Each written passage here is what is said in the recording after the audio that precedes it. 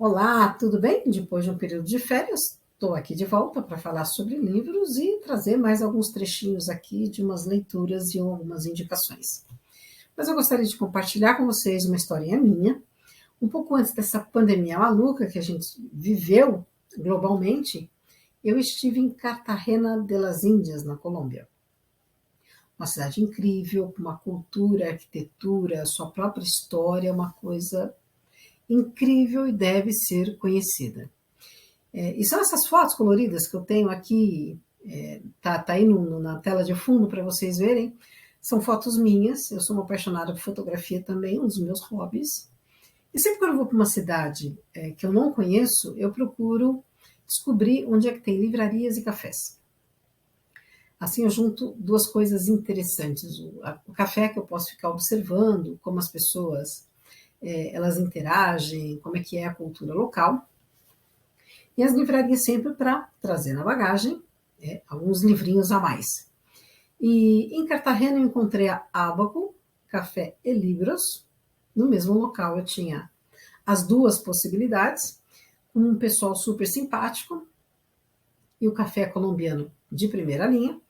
E pedi para os meninos me separarem alguns livros e autores, eles tiraram várias coisas da estante para me apresentar. E claro, Gabriel Garcia Marques, escritor colombiano reconhecido, um dos mais conhecidos aí do mundo, tem uma casa, inclusive em Cartagena, que estava fechada para visitação. Rola uma disputa aí entre as autoridades públicas e a família, né?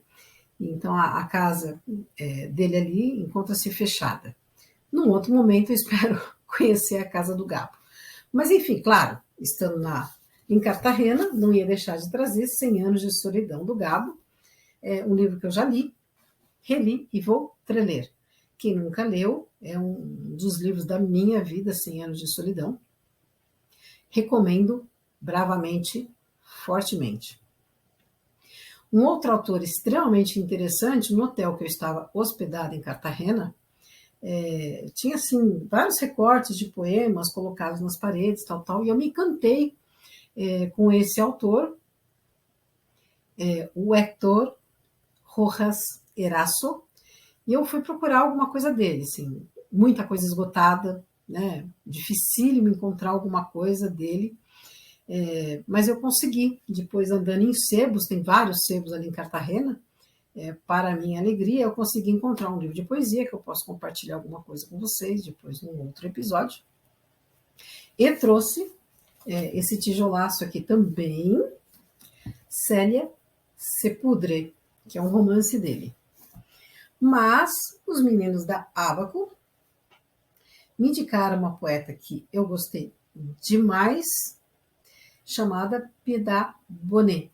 Não conheci, ignorância minha em relação à literatura colombiana, porque ela é muito premiada, mas eu trouxe o Poesia Reunida dela e mais 2 livros aí na bagagem, né?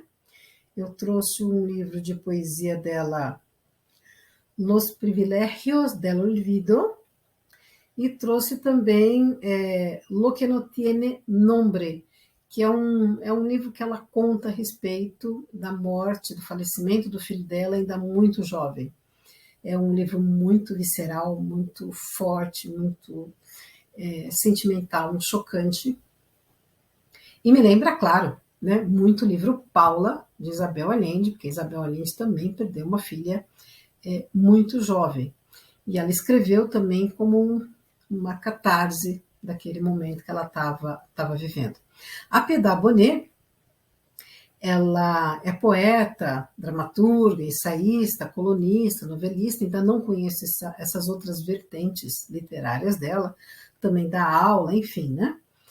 Mas eu gostaria de compartilhar com vocês, pelo menos aqui, 3 poeminhas que eu vou ler em espanhol e fazer no meu espanhol imperfeito e fazer uma tradução livre. Cadenas. Como un niño obstinado que persiste en salir del laberinto, deambulas noche a noche por mis sueños, con el alma encogida yo te sigo, sabiendo que más tarde o más temprano tú encontrarás la puerta e yo el olvido. Então, aqui, numa tradução livre, né?